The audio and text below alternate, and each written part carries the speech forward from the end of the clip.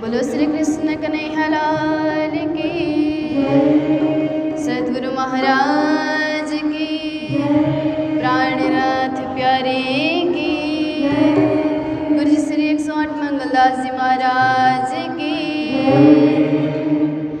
बोलो श्रीमद् भागवत महापुराण की, वेद व्यास जी महाराज की, सुखदेव जी महाराज की, सत्य सनातन हिंदू धर्म की, भारत माता की जय। जय श्री राधे, जय जय श्री राधे, जय जय श्री राधे।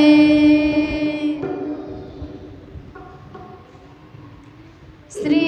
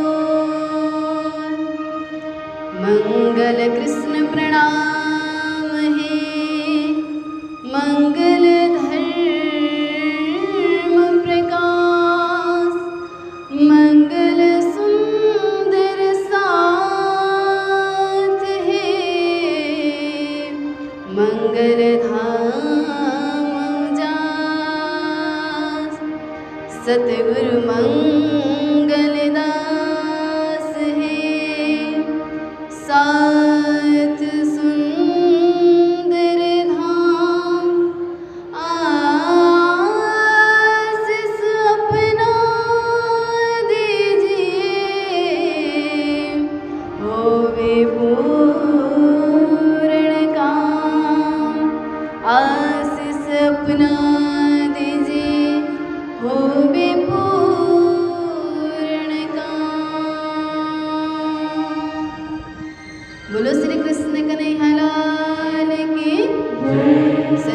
महाराज की, आज की आनंद की।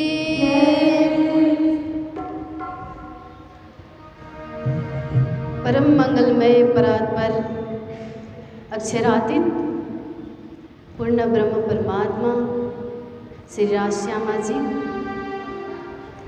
वांग्मय प्रतिमूर्ति स्वरूप श्रीमद् तारतम सागर ब्रह्मवाणी और श्रीमद् वितक साहिब और कृष्ण कथा, जिसमें कृष्ण की लीला ओतप्रोत से भरी हुई है, श्रीमद् भागवत महापुराण। और मंच में उपस्थित श्रद्धेय श्रद्धालु, परम आदरणीय, परम पूजनीय, श्री वंदनीय श्री गुरु जी के, और एक महीना व्यापी हमें वितक श्रवण कराने आने वाली साध्वी दीदी श्री, और यहाँ पर उपस्थित माताएं और दूर नजीक से आए हुए जो अपने जीवन को कृतार्थ करने के लिए आए हुए सभी, श्यामा जी ने अंग वो सुंदर साथ और संगीत में साथ देने वाले मेरे दीदी भाई, आप सभी के श्री चरणों में मेरा करबद्ध कोटि कोटि प्रेम प्रणाम है, प्रणाम।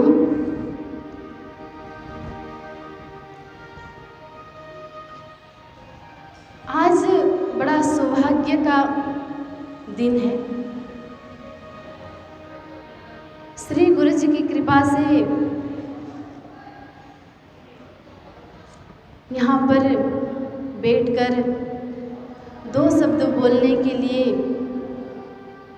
ये एक मौका दिया गया। आज से श्रीमद् भागवत का 1 महीने व्यापी कथा चलने वाला है, तो निसंदेह ये जो स्थान है ये बड़ा पवित्र है, जहाँ पर श्री गुरु जी ने इस मंगल धाम, देखिए ना, नाम में ही मंगल है, और काम क्यों ना हो मंगल, नाम ही इतना सुंदर है। चलेंगे, खाएंगे, पिएंगे तो मंगल ही मंगल।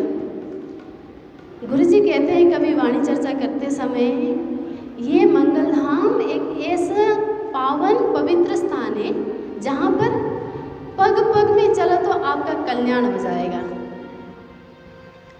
और केवल यहाँ पर माला झोले लेकर जाप करने से उसका जीवन कृतार्थ नहीं होगा। वो ऐसे ही चले, हंसते हुए चले, खाते हुए चले, नाचते हुए चले, तो उसका जीवन अवश्य कृतार्थ हो जाएगा। ये मंगल धाम ऐसे पवित्र स्थान है। अच्छा, पवित्र स्थान क्यों हुआ? मतलब कोई स्थान पवित्र ऐसे नहीं होता है, इसमें कारण होता है। देखिए, हमारे गुरु जी जो अनेक तपस्या करके श्री कृष्ण प्रणामी धर्म को लाकर जन जन में पहुंचाकर, महामती प्राणा जी का नारा जन जन में पहुंचाकर, इस कालिम्पोंग में भी गुरु जी आए, और ऐसा कहते हैं शास्त्रों में कि ऋषि मंत्र दृष्टा होते हैं, वो त्रिकाल भविष्यवाणी कर देते हैं। अभी की बात नहीं, कल की बात नहीं, भूत की नहीं, भविष्य की नहीं, वर्तमान, तीनों काल की बात वो स्पष्ट कह देते हैं। तो हमारे गुरु जी को भी ये स्थान इतना पवित्र लगा, इतना सुंदर लगा कि मैं यहाँ पर, कहीं मैंने पढ़ते हुए सुना था कि मंगल धाम कुछ पुष्पांजलि में, तो धाम शब्द हमारे गुरु जी को वहाँ पर दृष्टिपात हुई, तो इस स्थान को उन्होंने धाम करके श्री मंगल धाम रख दिया। बोलो श्री मंगल धाम की। तो ये स्थान बड़ा पवित्र है।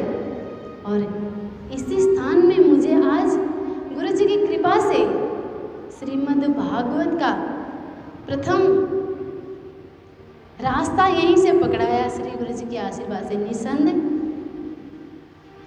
देखिए हमारे गुरु जी, बड़े गुरु जी श्री श्रमलंकित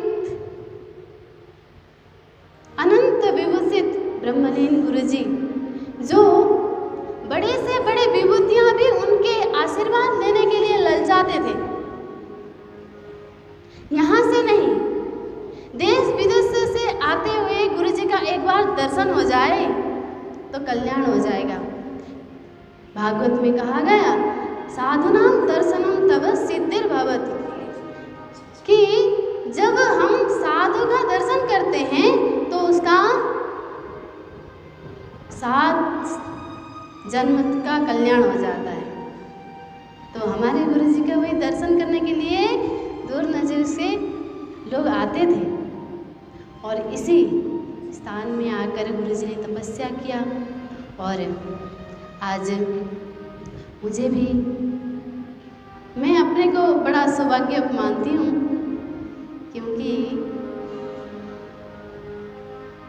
इतनी एक छोटी सी आयु में गुरु जी ने कृपा मुझ पर ऐसा कर दिया कि मैं आप लोगों के सामने ये श्रीमद् भागवत का ज्ञान जो मैंने अपने गुरु जी से सीखा हुआ है वो आपके सामने परस सकूं। तो आइए श्रीमद् भागवत में जाने से पहले अपने मन वाणी को पवित्र करते हुए एक छोटा सा भजन गुनगुनाएं, धुन गुनगुनाएं और आप लोग सभी करताल ध्वनि से अपने मन को भी कृतार्थ करते हुए उस प्रभु का नाम स्मरण करें। बोलो राधा रानी सरकार की, श्री राधे श्री राधे,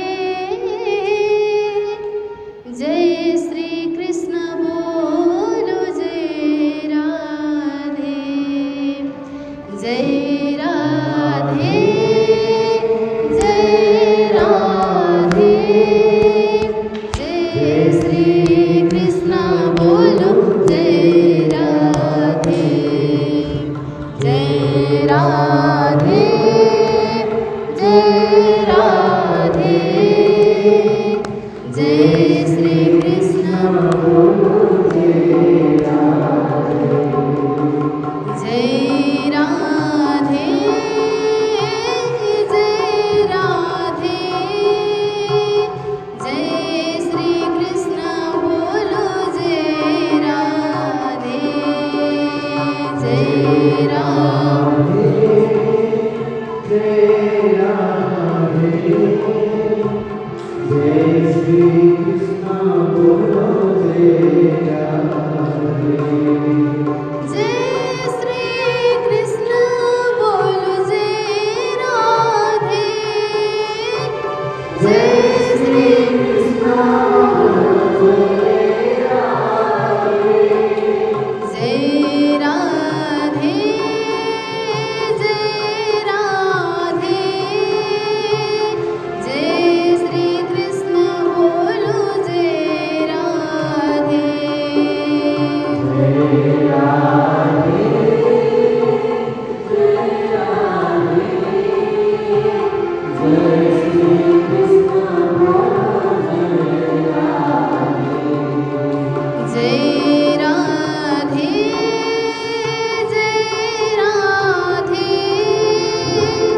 जय श्री कृष्ण बोलो जय राधे,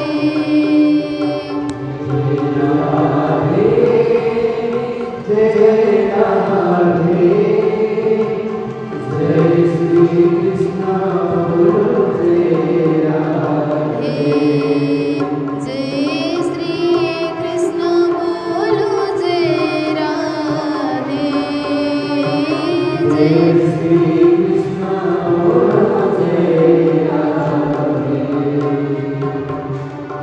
अधरं मधुरं वदनं मधुरं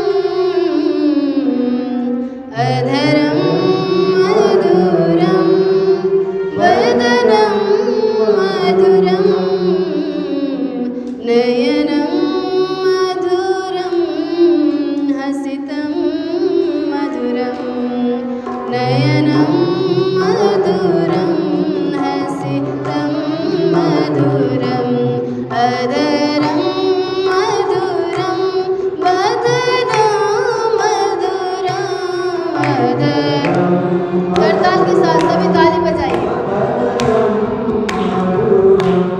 नयनं मधुरं हसितं मधुरं नयनं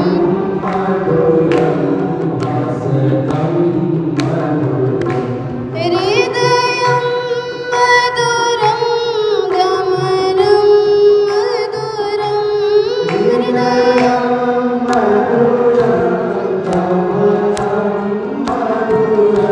हृदयं मधुरं गमनं मधुरं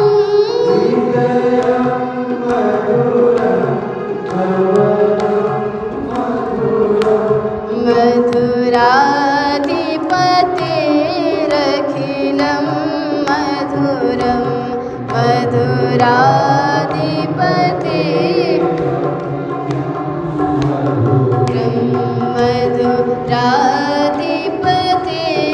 मधुराधिपतेरखिलं मधुरं मधु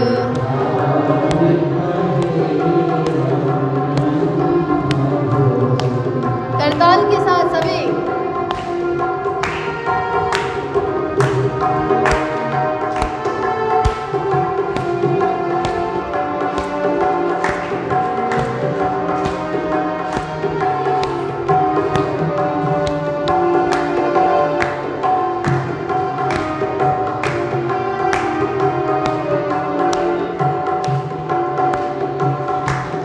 वचनं मधुरं चरितं मधुरं वचनं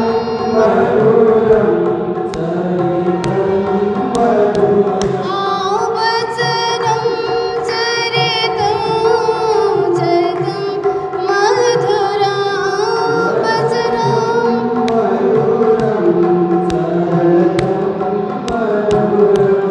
वसना मधुरा बलिता मधुरा वसना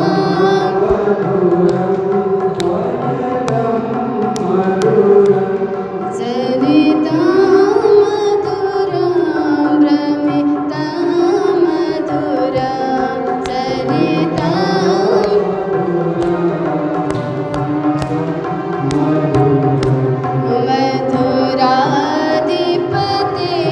मधुराधिपतेरखिलं मधुरा मधुराधिपतेरखिलं मधुरा। श्री राधे।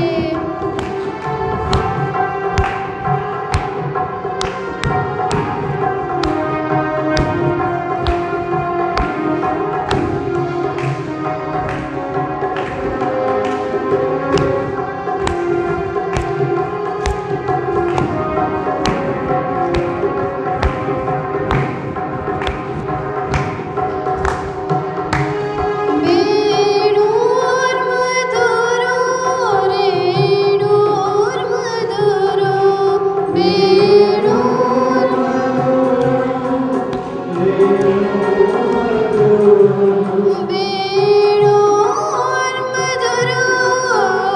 रेणुर्मधुरो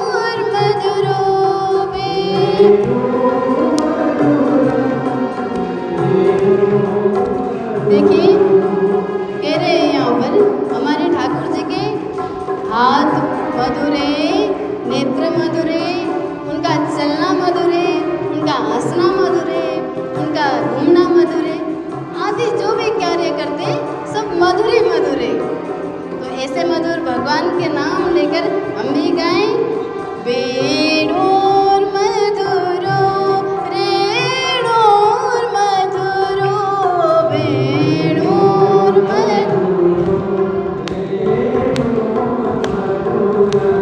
वाणी मधुरः पादो मधुर वाणी मधुरा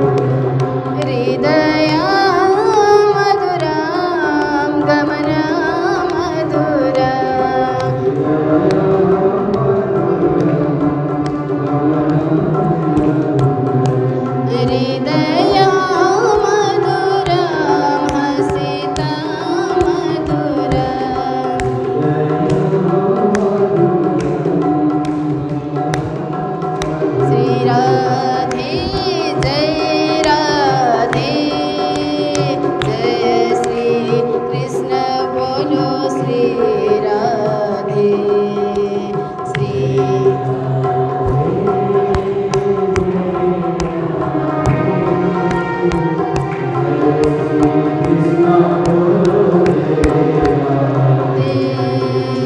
जय राधे जय राधे जय श्री कृष्ण बोलो श्री राधे जय राधे जय राधे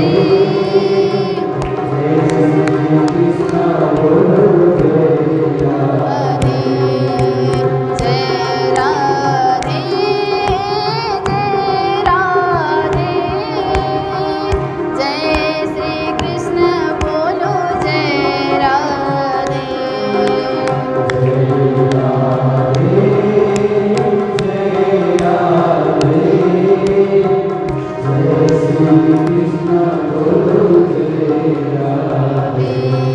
हाँ जय श्री कृष्ण बोलो जय राधे हाँ जय श्री कृष्ण बोलो जय राधे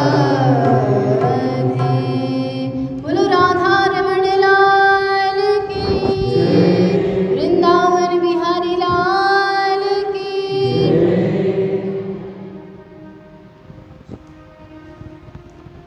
इस सुंदर बेला में आज हम उपस्थित हुए हैं। देखिए अभी पुरुषोत्तम मास चल रहा है, तो इस पुरुषोत्तम मास में हम 1 महीना व्यापी कथा कर रहे हैं। तो इस पुरुषोत्तम मास को दूसरा नाम कहा गया मलमास। अच्छा, मलमास और पुरुषोत्तम मास। मलमास का अर्थ होता है मल मतलब गंदा, पुरुषोत्तम मास का अर्थ होता है पुरुष उत्तम, पुरुष में उत्तम। अच्छा, एक ही मास का नाम गंदा और एक ही मास का नाम उत्तम नहीं रहा गया, क्यों? तो जैसे ब्रह्मा जी ने जब सृष्टि करने के लिए कहा था, तो सबसे पहले हिरण्याक्ष और हिरण्यकशिपु दोनों ये दैत्य हुए, और हिरण्याक्ष ने तपस्या करते करते, ब्रह्मा जी का तपस्या करते करते उसने एक वरदान मांगा। क्या वरदान मांगा? कि कहता है ब्रह्मा जी, मैंने आपकी बहुत कठोर तपस्या की है, और जैसे तपस्या की है वैसा फल तो अवश्य मिलना चाहिए। और उधर ब्रह्मा जी भी हिरण्यकशिपु का तप देख के प्रसन्न हो गए, इतना कठोर तप किया था उसने। और जब दर्शन देने आए ब्रह्मा जी, तब कहते हैं पुत्र क्या चाहिए, वर मांगो। तो हिरण्यकशिपु कहता है मुझे ऐसा वर दीजिए, 3 अक्षर वाला वर दीजिए। वो क्या है? वो है अमर। हिरण्यकशिपु ने अमर होने वाला वर मांगा। अब देखिए, संसार में जो भी आए, कोई भी व्यक्ति अमर नहीं रहता है, क्योंकि संसार में जन्म लेता है मरने के लिए ही। लेकिन हिरण्यकशिपु ने यहाँ पर ऐसा वर मांगा कि मुझे अमर बना दीजिए। ब्रह्मा जी ने कहा, अरे पुत्र, अमर तो मैं खुद ही नहीं रहूँगा, मैं ही मेरी सृष्टि में मैं मर जाऊँगा, तो मैं तुझे कैसे अमर बनाऊँ? लेकिन अब तपस्या इतना किया है, बिना वर दिए ब्रह्मा जी का भी मन नहीं मरता। क्योंकि ऐसा होता है, देवी देवता कहीं पर भी विवाद नहीं करते, भाग नहीं देखते, दृष्टि भेद ही नहीं रखते। वो समान दैत्यों को भी और देवताओं को भी एक ही रूप में देखते हैं। तो ब्रह्मा जी ने सोचा कि कहा हिरण्यकशिपु तो हिरण्यकशिपु ने ऐसा दिमाग लगाया कि अच्छा ठीक है, आप अमर तो नहीं बना सकते हैं, लेकिन अमर नहीं बना सकते हैं तो एक काम करिए, मुझे ये वर दीजिए। उसने भाई पूरा लिस्ट बना लिया, क्या क्या वर मांगना है, ऊपर से इतना लंबा लिस्ट बना लिया। अब कहता है ब्रह्मा जी कहूँ? कहते हैं हिरण्य, हाँ ब्रह्मा जी, हाँ भाई कहो, क्या ही है, क्या वर मांगने वाले हो? तो हिरण्यकशिपु ने वहाँ पर लिस्ट देखते हुए कहा कि ब्रह्मा जी, मुझे मैं किसी दानव और मानव के हाथ से ना मरूं, मैं किसी शस्त्र से ना मरूं, और मैं 12 मास में कभी भी एक मास में ना मरूं, किसी भी बार में एक बार में ना मरूं, ना दिन में मरूं ना रात में मरूं, और ना बाहर मरूं ना अंदर मरूं। देखिए ऐसा करके ऐसा दिमाग लगाया हिरण्यकशिपु ने, और ब्रह्मा जी ने भी बिना सोचे ही ठीक है तथास्तु ऐसा कह दिया। और मन मन में सोचने लगा हिरण्यकशिपु, अच्छा ब्रह्मा जी सच्ची में बुढ़े ही हो गए, रिटर्न देने का टाइम आ गया, क्योंकि मैंने 3 अक्षर वाला वर मांगा, ये तो पूरा अमर बना देने वाला वर ही दे दिया। क्योंकि उसके लिस्ट में जो जो था वो कभी 12 मास में ना मरे, कोई बार में ना मरे, दिन में ना मरे, रात में ना मरे, 12 बजे ना मरे, कभी समय में ना मरे, ऐसा बाहर ना मरे भीतर ना मरे, ऐसा वर, ये तो देखते ही अमर ही हो गया ना। तो वो वहाँ से हंसते हुए चला गया ब्रह्मा जी को प्रणाम करते हुए। और जब उसने ऐसा वर मांगा तो वो शक्तिशाली हो गया, तो उसने त्रिलोकी में कब्जा कर, क्योंकि ऐसा होता है पात्रहीन व्यक्ति को अगर कुछ सामर्थ्यवान चीज दिया जाए ना तो वो कभी संभाल नहीं सकता, उसके हाथ में क्षण हो जाता है, या उसका वो अभिमानित हो जाता है खुद पे, क्योंकि मेरे पास ऐसा है, उसका मूल्य होना चाहिए उस वस्तु का। लेकिन हिरण्यकशिपु ने यहाँ पर वो वरदान मांगकर अब पूरी त्रैलोकी में इतना उत्पात मचाने लगा कि कोई देवी देवता भी उसके उत्पात से बच ना सके। और तब क्या हुआ, जब जब गीता में कहा जाता है यदा यदा ही धर्मस्य ग्लानिर्भवति भारत, जब जब संसार में अधर्म होता है, साधुओं में कष्ट आता है, प्राणियों में संकट आता है, तो क्या कहते हैं, मैं जन्म लेता हूँ, श्री कृष्ण कहते हैं। तो उसी के लिए जब हिरण्यकशिपु ने उत्पात मचाने लगा, तब अब स्वयं भगवान वराह भगवान नरसिंह भगवान यहाँ पर आए, और ऐसे समय ऐसा भेष लेकर आए और हिरण्यकशिपु का वध किया, जो जो वरदान मांगा हुआ था उसके विपरीत। देखिए नरसिंह भगवान, उसने कहा था कि मैं ना मानव से मरूं और ना दानव से मरूं, तो नरसिंह भगवान ऐसे ही बन के आए, ना मानव बने ना दानव बने, और बिना शस्त्र अस्त्र से कहा था, नाखून से मारा, और ना बाहर भीतर बोला था, दरवाजे के दहलान में मारा। तो ऐसे करके विपरीत उसने जो जो वर मांगा था उसका विपरीत हो गया। तो वो ब्रह्मा जी के सृष्टि में भी नहीं आया, तो उस मांस को क्या कहा गया, एक अलग सा निकला तो उसको मलमास कहा गया। ये ब्रह्मा जी की सृष्टि में नहीं आता है मलमास। तो एक दिन मलमास अब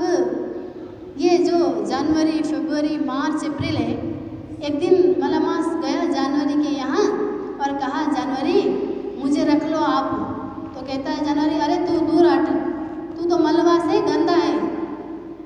और फिर जनवरी से धक्का खाते हुए फरवरी में गया, फरवरी से मार्च में गया। ऐसे करते करते ये 12 मास ने उसको कहीं पर स्थान ही नहीं दिया। और वो दुखी होकर एक दिन गोलोक धाम चला गया। जब गोलोक धाम वो चला गया तब भगवान से कहा रोते हुए कि भगवान,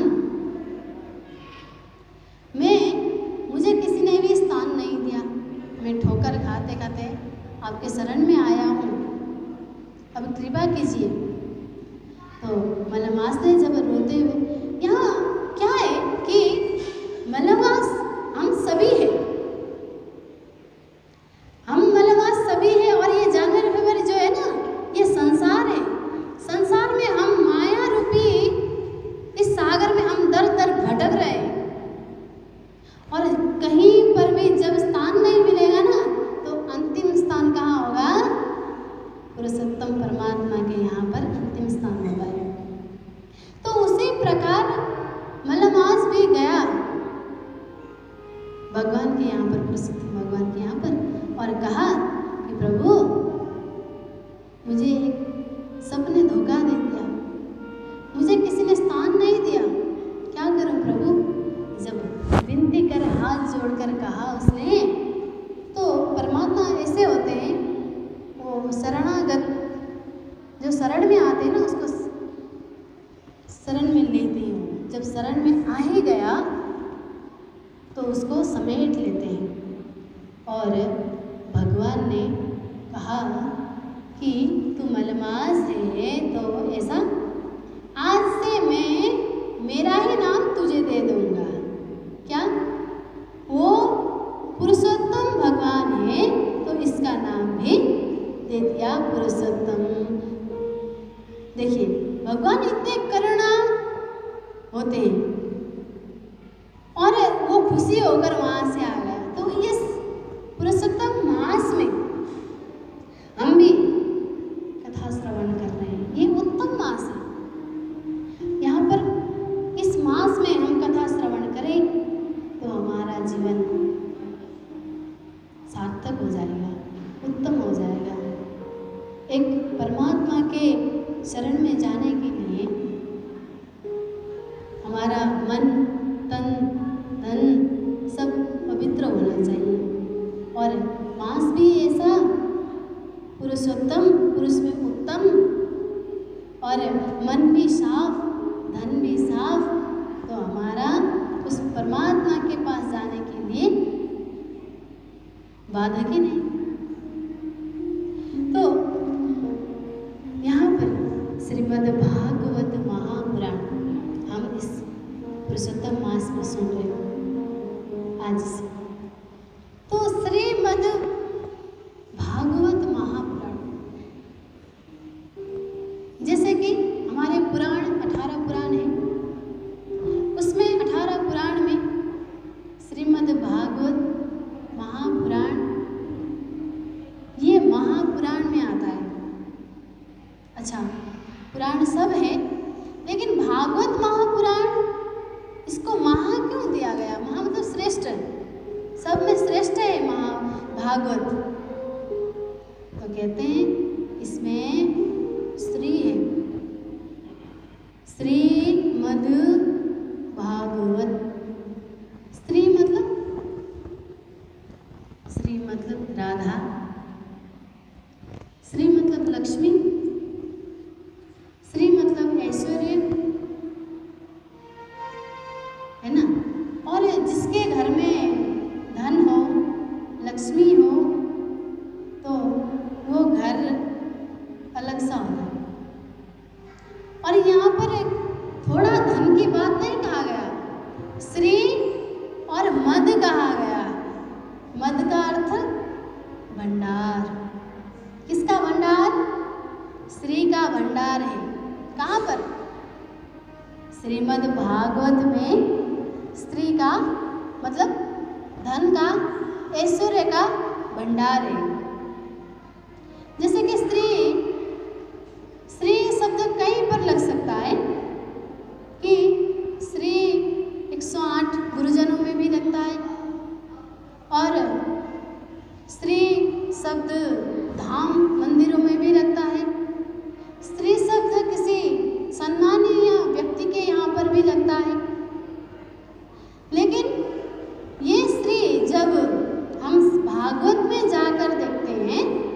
भागवत में जाएंगे तब वो स्त्री सब वहाँ से बटोर कर अलग अलग हो जाते हैं। भागवत से मिला हुआ स्त्री है ये। जैसे हम भागवत में संलग्न हो जाते हैं तो हमें ऐश्वर्य का श्री मिल जाता है, मान का श्री मिल जाता है, पद का श्री मिल जाता है, अनेक प्रकार के श्री मिल जाते हैं। कब? जब हम भागवत में जाएंगे। अच्छा, भागवत में ऐसा क्या है? क्यों जाना है भागवत में? तो कहते हैं श्रीमद् भागवत।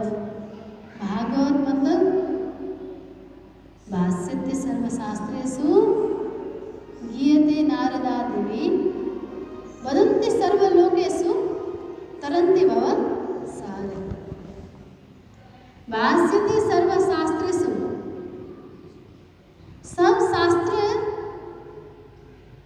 क्या कहते हैं कि ये भागवत एक श्रेष्ठ है। भाष्यते सर्वशास्त्रेषु गीयते नारदादिभिः, नारद आदि ऋषि भी इस भागवत का गान करते हैं, है ना। और वदन्ति सर्वलोकेषु, सब है ना त्रिलोकवासी भी इस भागवत का महिमा गाते हैं। और इस भागवत का क्यों महिमा गाते हैं? क्योंकि जो इस भागवत में आता है तरन्ति भव सागरे, जो भागवत में आया प्रवेश हुआ वो भवसागर रूपी इस माया से तर जाते हैं। तो श्रीमद् भागवत और महापुराण, पुराण मतलब पुरा अपि नवम नवम। जैसे भागवत हम भी तक श्रवण करते हैं, इस साल में किया हुआ अभी तक दूसरे साल में फिर करते हैं।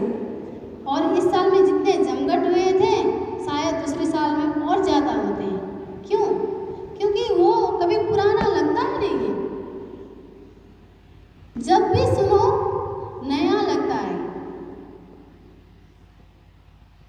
तदेव रम्यम रुचिरम नवम नवम कहा गया, जितना सुनो उतना नया नया नया लगता है। आज एक प्रवक्ता ने बड़े अच्छे से प्रवचन किया, कोई दूसरा आएगा वो भी बड़े अच्छे से करेगा और अच्छा लगेगा, और उससे भी कोई बड़ा आया तो वो भी अच्छे से करेगा और आप लोगों को अच्छा लगेगा। तो ये भागवत भी कभी पुराना होता ही नहीं है, इसीलिए कहा गया पुराण। श्रीमद् भागवत महापुराण इसका नाम, इस ग्रंथ का नाम जो हम आज श्रवण करने जा रहे हैं और आगे भी करते रहेंगे। तो इसमें स्त्री है, मद है, तो हम इसमें आज से अपने जीवन को कृतार्थ करते हुए श्रीमद् भागवत का रसपान करेंगे। तो यहाँ पर भागवत में सबसे पहले पद्म पुराण से 6 अध्यायों में इस भागवत का महात्म्य क्या है, मतलब महिमा क्या है इस भागवत का, ये बताया गया। देखिए, आप लोग बताइए, अपने आप का महिमा खुद आप करते हैं क्या? हाँ, मैं अच्छी हूँ, मैं अच्छा खाना बना लेती हूँ, है ना। ऐसा करके अपनी महिमा खुद नहीं गाते हैं कोई भी। दूसरे के मुंह से अगर सुन ले तो अच्छा लगता है, अपने मुंह से अपना महिमा हम कभी नहीं गाते। तो इसी प्रकार श्रीमद् भागवत का भी महिमा भागवत ने नहीं गाया। श्रीमद् भागवत का महिमा पद्म पुराण ने गाया। और पद्म पुराण में सबसे पहले अध्याय में जो श्लोक है, आइए हम उसका ध्यान करें। सच्चिदानंद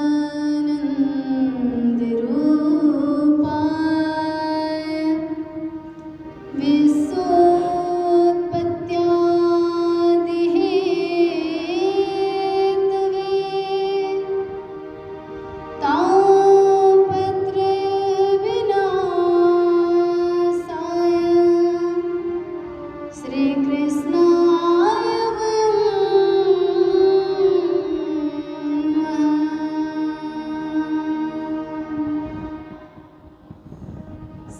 चिदानंदरूपाय विश्वोत्पत्त्यादिहेतवे तापत्रय विनाशाय श्री कृष्णाय वयं नमः। अच्छा, हम किसी के यहाँ पर अपने घर की बेटी हो तो हम वर देखने जाते हैं ना, तो सबसे पहले हम क्या देखते हैं? उसका चाल, उसका स्वभाव, उसका स्वरूप, अच्छा काम करता है कि नहीं, पैसा लाता है कि नहीं, मेरी बेटी को पाल सकता है कि नहीं, है ना, ये भी देखेंगे। तो इसी प्रकार यहाँ पर भी भगवान के 4 स्वरूप का वर्णन किया गया। क्या क्या है? सच्चिद आनंद, ये हो गया उनका स्वरूप। सच्चिद आनंद, परमात्मा सत्य है, चिद चेतन है और आनंद स्वरूप। अच्छा, सत्य मतलब सत्य, परमात्मा हमेशा सत्य में ही विराजमान होते हैं। सत्य के अलावा परमात्मा और कहीं पर विराजमान नहीं होते। जब कंस के यहाँ पर परमात्मा स्वयं आने वाले थे, तब ब्रह्मा आदि देवता ने वहाँ पर जाकर 9 बार सत्य का प्रयोग किया। सत्यव्रतम सत्य परं त्रिसत्य सत्य सयोनि नितिम च सत्य, ऐसा करके 9 बार सत्य का प्रयोग किया। अच्छा, 9 बार सत्य का प्रयोग करने का मतलब क्या है? कहते हैं 1 भी अधूरा संख्या, 2 भी अधूरा संख्या, 3 भी। पूर्ण संख्या क्या है? तो कहते हैं पूर्ण संख्या 9 है। और जैसे संख्याओं में पूर्ण संख्या 9 है, उसी प्रकार परमात्मा में भी पूर्ण हमारे कौन है? श्री कृष्ण जी। तो उसके आगमन के लिए सत्य प्रयोग किया।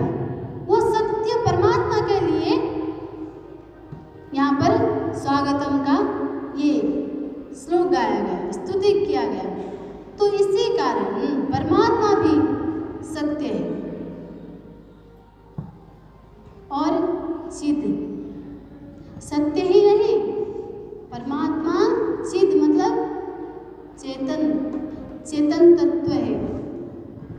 देखिए कैसे जान सके परमात्मा चेतन है। एक ही अर्थ, जब हमारा देह शांत हो जाता है ना, तो उसमें क्या रहता है? कुछ नहीं रहता है। क्या होता है उसमें? कुछ भी नहीं होता है। लेकिन अभी हम चल रहे हैं, खा रहे हैं, पी रहे हैं, तो हमारे अंदर क्या है?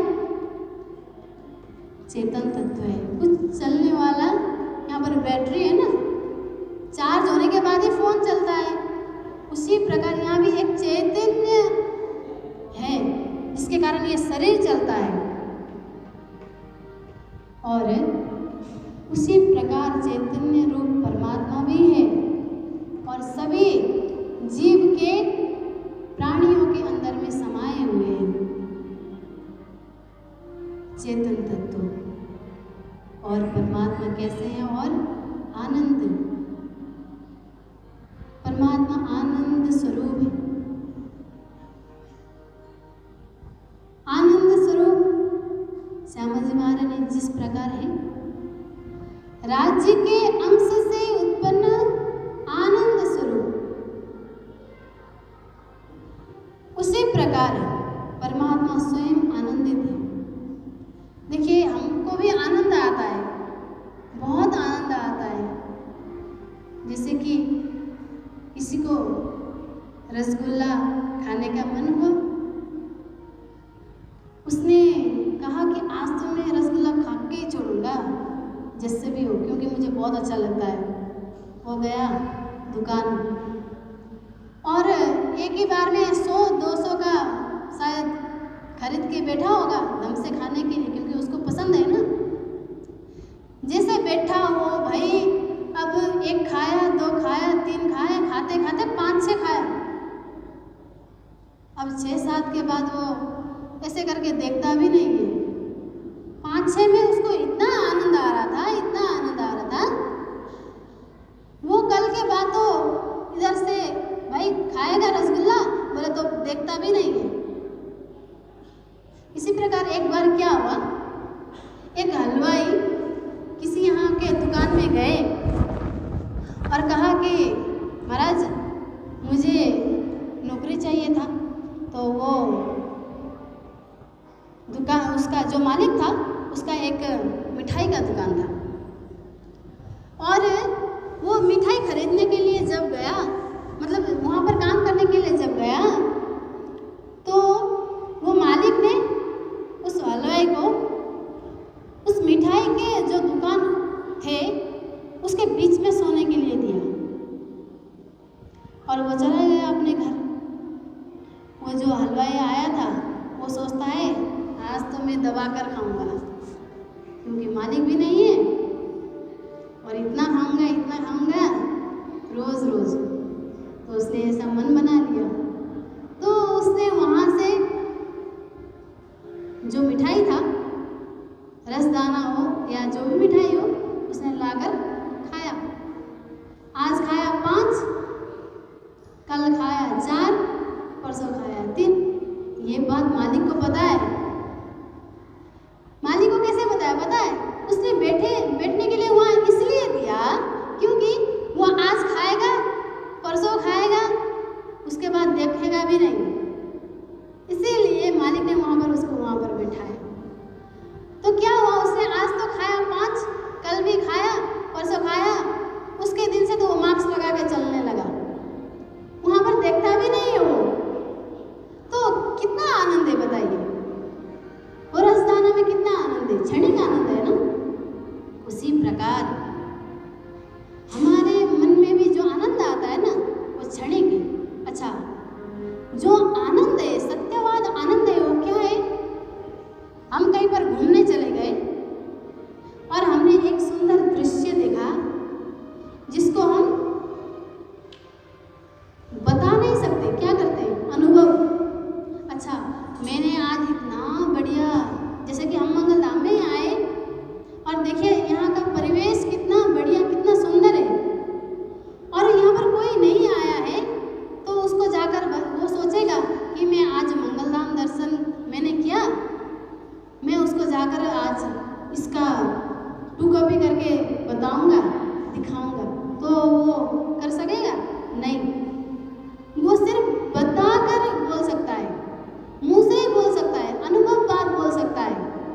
मुझे वहाँ पर इतना आनंद आया, भाई कितना आनंद आया बता, लेकिन वो बता नहीं सकता, वो अनुभव भी कर सकता है। जो अनुभव कर सकते हैं, जो अनुभव करने पर हमारा आत्मा पुलकित होता है, आनंदित होता है, वही आनंद है परमात्मा। बोले श्री कृष्ण कन्हैया लाल की। जैसे हमें नृत्य करने की इच्छा हुई, जितना देखकर खुद को आनंद आता है उतना स्वयं करने पर आनंद आता है। कोई डांस कर रहा है तो हमने देखा, अच्छा कितना बढ़िया डांस कर रहा है, लेकिन वो कितना बढ़िया डांस कर रहा है जब हम खुद करें ना तब पता चल जाता है, अच्छा इतना बढ़िया आनंद आ रहा था उसको। तो जो खुद पर आनंदित हो, जो स्वयं में आनंद हो, वही है परमात्मा। लेकिन इस संसार में जितने भी कोने में जाइए, जितना भी घूमिए, बाहरी दृष्टि से वहाँ पर आनंद नहीं है। आनंद तो केवल सिर्फ परमात्मा के चरणों में भी है, और ये परमात्मा के चरण में हम तब जाते हैं जब हमारे यहाँ पर कृपा होती है। जब कृष्ण हमें कृपा करते हैं तभी हमारा कल्याण होता है। अब जब कृष्ण हमें कल्याण ना करे तो दर दर भटकते रहते हैं। और कृष्ण कब कल्याण करते हैं? जब हम सरल हो जाते हैं, उस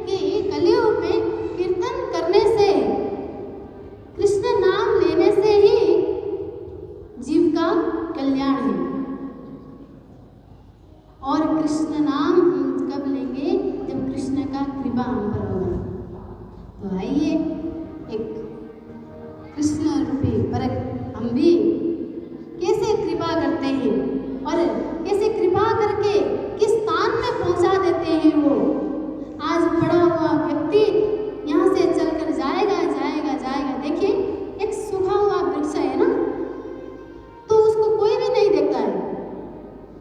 अगर और उसके सूखा हुआ वृक्ष में भी एक ऐसा व्यक्ति आ जाता है जीवन में, पानी देने वाला, और वो आज पानी देगा, कल पानी देगा, परसों देगा, करते करते वो वृक्ष जो सूखा हुआ है वो हरा हो जाता है और उसमें फल लगते हैं, फूल लगते हैं, और उस वृक्ष के नीचे कोई व्यक्ति आएगा, वहाँ पर वो शांत होकर बैठेगा। तो इसी प्रकार परमात्मा का भी कृपा कब से कब, कहाँ पर, किसको कैसे हो जाए ये किसी को भी पता नहीं। तो कहते हैं अगर श्याम सुंदर का सहारा न होता, अगर श्याम सुंदर का सहारा न होता, अगर श्याम सुंदर का होता, अगर करताली बजाते हुए सभी बड़े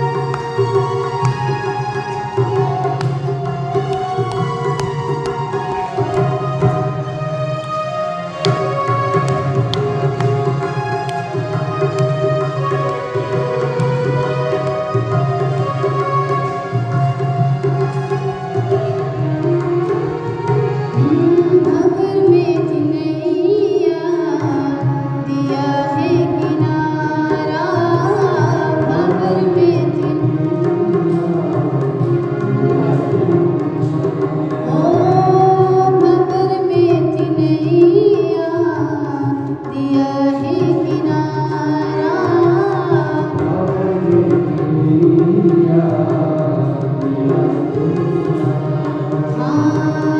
उनकी कृपा से चला है गुजारा उनकी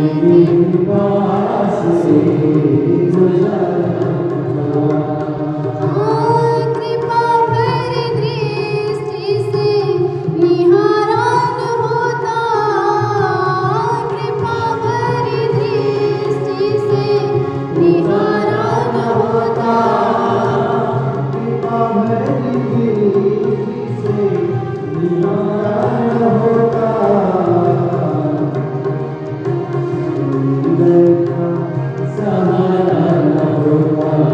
अगर श्याम सुंदर का सहारा न होता अगर श्याम सुंदर का सहारा न होता अगर श्याम सुंदर का सहारा न होता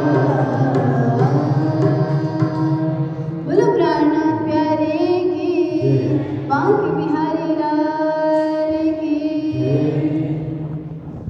तो हमें उस परमात्मा की कब कैसे सहारा किनारा मिल जाएगा हमें खुद ही पता नहीं चलेगा क्योंकि जिस व्यक्ति के यहाँ पर जो बात बीतता है ना जिसके यहाँ पर जो कुछ घटता है वही सब कुछ बता सकता है जैसे कि महामती प्राणनाथ जी जब आए तब ही महाभागवत की बात हमने अलग करके देखा कि यहाँ पर ब्रह्मा आत्माएं भी आई थी क्योंकि नहीं तो ब्रह्म लीला ढपी आती अवतारों के दरमियान ब्रह्म लीला तो क्या हुआ था अवतार के कारण ढक चुके थे जब महामती प्राणनाथ जी आए तारतम्य प्रकट हुआ तब हमें पता चला और महामती प्राणनाथ जी ने उस दिव्य धाम की बात कही इसके आगे कोई नहीं बोल सकता किसी को पता नहीं था और मेरा घर आसाम है यहाँ पर है मैं खुद ही बोल सकती हूँ वो आप नहीं बोल सकते जिसका घर जहाँ पर है जिसका लक्ष्य जहाँ पर है जिसने जहाँ पर जाके आया है वो उसी की बात बता सकता है उसके आगे वो नहीं बता सकता तो इसी प्रकार यहाँ पर कब किसके यहाँ पर कब सहारा मिल जाए उस प्रभु की और आके झपट से लग जाए गले उसी दिन का तो इंतजार है कान्हा आए दौड़े दौड़े और हम भी जाए कान्हा के यहाँ पर दौड़े जैसे नदियाँ जाती है ना नदी का लक्ष्य एक ही होता है समुद्र दूसरा कुछ भी नहीं होता है जितना भी वहाँ पर कीचड़ आ जाए जितना भी जो कुछ आ जाए वो एकदम तोड़ के वहाँ से ऐसे चली जाती है समुद्र के यहाँ पर मिलने के लिए जय हो हमारा लक्ष्य भी ऐसा ही होना चाहिए उस नदी की तरह होना चाहिए हमारा लक्ष्य भी और हम भी जब उस नदी की तरह हमारा लक्ष्य बन जाए ना तो ना ही राज्य हमारे से दूर है और ना हम राज्य से दूर है इतने बैठे घर जागिए धाम उस परमात्मा के सन्मुख हो जाते हैं उस परमात्मा को हम यहीं से बैठते हैं यहीं बैठने के बाद हम देखते हैं कब जब हमारा मन में भी वेग होना चाहिए उस नदी की तरह एक इच्छा और एक लक्ष्य होना चाहिए कब मेरे पति परमेश्वर श्री राज जी हमें मिल जाए मेरे तो गिरिधर गोपाल दूसरा न कोई मीरा जी कहती है मेरा तो एक ही है पति गिरिधर गोपाल और मैं किसी को नहीं जानती देखिए उसमें भावना होनी चाहिए विश्वास होना चाहिए एक बार मीरा जी कहीं घर के सामने वो जो बालू होता है ना उसका लड्डू बनाकर ठाकुर जी को भोग लगा रही थी तो उसी गली से ऋषि चले गए दुर्वासा जी और देखा अरे इतनी छोटी सी बच्ची है और लड्डू बना रही है बालू का, और वहाँ पर ठाकुर जी को भोग धरा रही है। तो उस दुर्वासा जी ने सोचा, अच्छा ये खेल रही है तो भी चलो, क्योंकि बच्चों के साथ खेलना मुझे भी बहुत आनंद आता है, शायद दुर्वासा जी को भी बहुत आनंद आया होगा, देख लेते हैं क्या होता है। तो दुर्वासा जी ने कहा, अच्छा बेटा तुमने ठाकुर जी को भोग लगाया? हाँ मैंने भोग लगाया। कहते हैं अच्छा तो प्रसाद दे दो मुझे। तो मीरा जी ने उस बालू का जो लड्डू बनाया था वो जब दुर्वासा जी को दिया हाथ में, और जैसे ही देखा भाई वहाँ पर बालू का लड्डू तो मोती के लड्डू में परिवर्तन हो गए। देखिए भाव ऐसा हो गया, चाहे वो बालू क्यों ना था लेकिन भाव कैसा था, बालू ही सही परमात्मा को अर्पित हो गया। तो उसी प्रकार हमारा भाव मन भी अगर निर्मल हो जाए ना तो हमारे से दूर परमात्मा है ही नहीं, हम यहीं पर है और परमात्मा भी यहीं पर है, सिर्फ एक इस माया का आवरण से हमें ढका हुआ है। और जब माया का पर्दा हमारे नेत्र से हट जाए तो आ गए राज श्याम जी बैठे हुए, बोलो कृष्ण कन्हैया लाल की। कितनी सरल बात है ना, माया का पर्दा हमारे नेत्र से हट जाए और आगे राज्य के चरण में हम चले जाएं। तो ऐसे ही करते हमारा समय भी पूरा हो गया। कल फिर सुनेंगे, 1 महीने का है और हमारा जीवन क्या ही है, उस प्रभु का नाम लेते चलो, गुण गाते चलो, राधा रमन गाते चलो।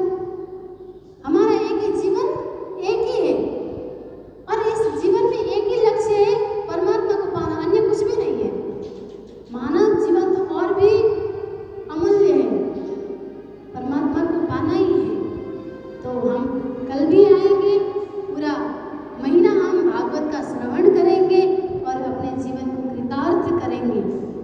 इतना ही कहते हुए अपने वचन को यहीं पर विराम देती हूँ। आइए जय जयकार के साथ बोले प्राणनाथ प्यारे की, सद्गुरु महाराज की जय, वृंदावन धाम की जय, राधा रमण लाल की, वेद व्यास जी महाराज की, सुखदेव